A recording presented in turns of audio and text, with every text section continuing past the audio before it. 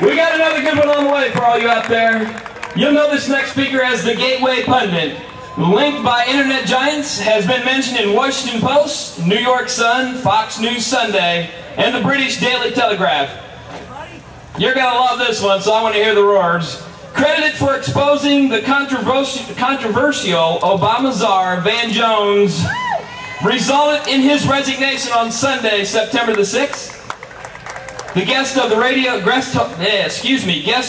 many radio shows and panel discussions on current events. Ladies and gentlemen, put your hands together for Mr. Jim Hoft.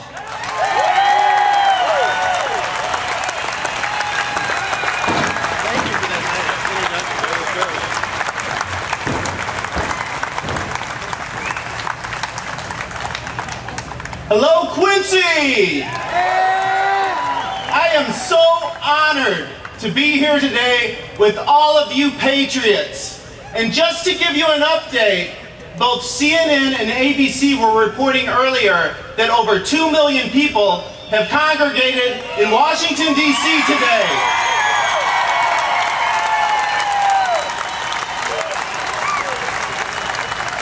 I want to tell you a little story.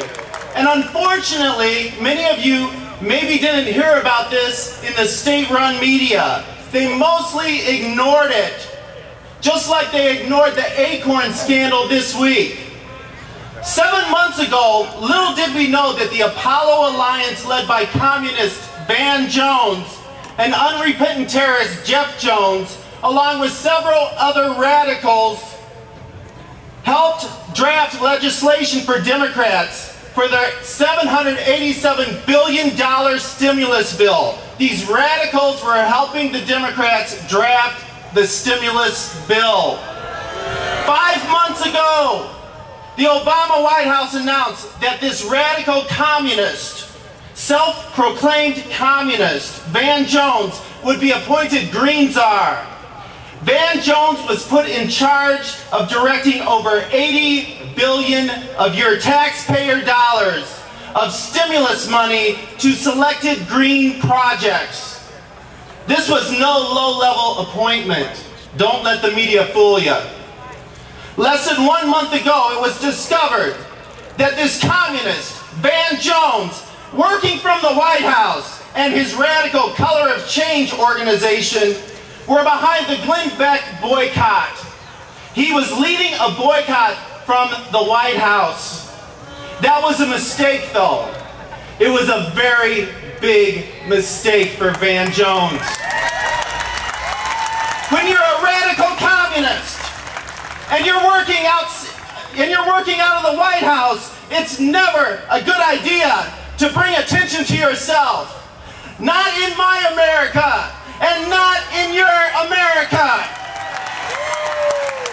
It was a big mistake.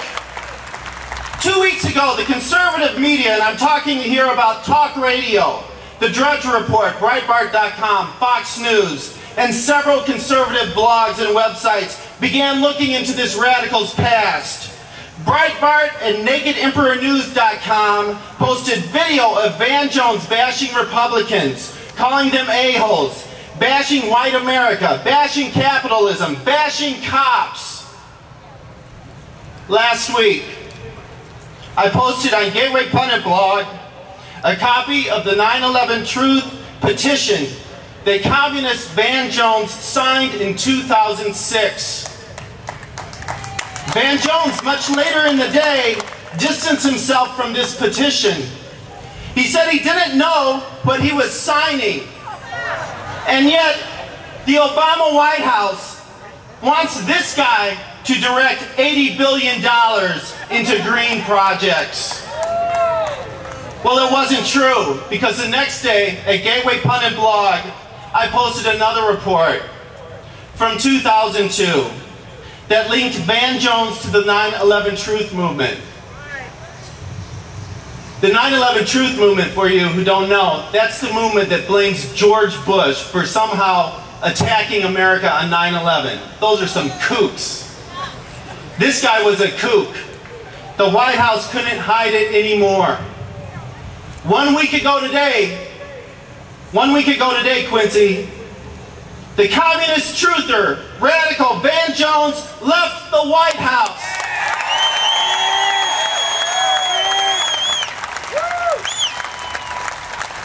It took one person and one movement to rid the White House of this radical communist. I am so glad that I was a part of this. It was a win, not just for all of us here, it was a win for America. Thank you. I'm so proud to be speaking in Quincy, Illinois today. And I'm so proud to be speaking at the historic Washington Park. It was 151 years ago, next month, that Abraham Lincoln stood here, right here in this park. Abraham Lincoln, a Republican, and Stephen Douglas, a Democrat, held their 6th debate in this park while campaigning for a U.S. Senate seat. During the debates, Senator Douglas attacked Lincoln as a dangerous radical who wanted to spread his morality. Douglas attacked Lincoln using racial slurs. Douglas was a Democrat. Democrats haven't changed that much over the last 150 years, have they? The Quincy debate, though, the Quincy debate was described as the nastiest of the debates. The other debates leading up to the Quincy confrontation were mild in comparison. A crowd estimated like what we have here today of 10,000 to 15,000 people descended on this same park to witness the historic debate. Douglas at the time was considered the most powerful and influential member of Congress. Edward Hooser reported that in Quincy, Lincoln took off the gloves and began trumpeting his views. Lincoln said that slavery must eventually die in order for the United States to live up to its founding principles and be the example to the world of a just and moral society. That was Abe Lincoln 151 years ago. Lincoln was right. Lincoln spoke out for freedom. It wasn't always popular at the time to speak out for freedom, but Lincoln did. What an important lesson. Today, 151 years later, we gather again in Quincy, Illinois. And like the first Republican president, we speak out for freedom. Today, our freedom is under attack. Today, the Democratic leaders in Congress and the White House are attacking our freedom. They have already enslaved our children and grandchildren with debt.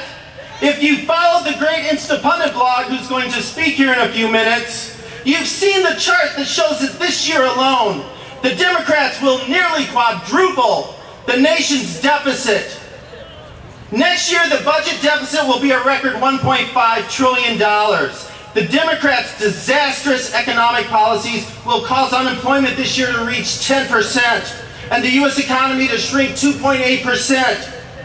In the first 230 years of this great nation, the U.S. debt reached $11 trillion. Today, Obama and Pelosi will raise the U.S. debt to $20 trillion. $20 trillion. This is $2 trillion more than the administration predicted just 4 months ago.